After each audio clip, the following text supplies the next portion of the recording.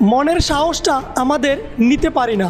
অনেক সময় আমরা মনটাকে স্থির করে কোনো কিছু চিন্তা ভাবনা করতে পারি না। এই মন সাহস এবং মনের স্থির করে যতক্ষণ পর্যন্ত আমাদের লাইফে আমরা কোনো ডিসিশন না নিতে পারবো, ততক্ষণ পর্যন্ত সফলতা নামক কোনো বাক্য আমার লাইফে আসবে না। আমাদের প্রথমত আমাদের ভিতরের দুর্বলতাকে জেরে ফেলে দিতে হবে।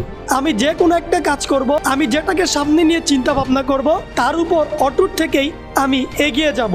কিন্তু অনেকটাই আমরা এভাবে ভেবে থাকি, আমি যে সিদ্ধান্তটা নিচ্ছি, আমি যেটা ভাবতেছি, সেটা হয়তো সামনে গিয়ে আমি নাও করতে পারি। মানে এক কথায় আপনাকে বোঝাতে চাচ্ছি, আপনি দুর্বল, আপনি সাহস করে কোনো কিছু সিদ্ধান্ত নিতে পারছেন না। এমনটা কখনোই করবেন না। লাইফে কোনো কিছু করতে হলে রিস্ক নিতে হবে। রিস্ক না নিলে, ঝুঁকি না নিলে আপনি লাইফে সফলতা অর্জন করতে পারবেন না। সেজন্য প্রত্যেককে বলবো, আপনি লাইফে একটা রিস্ক নেন, কোনো ঝুঁকি নেন, সাহস করুন।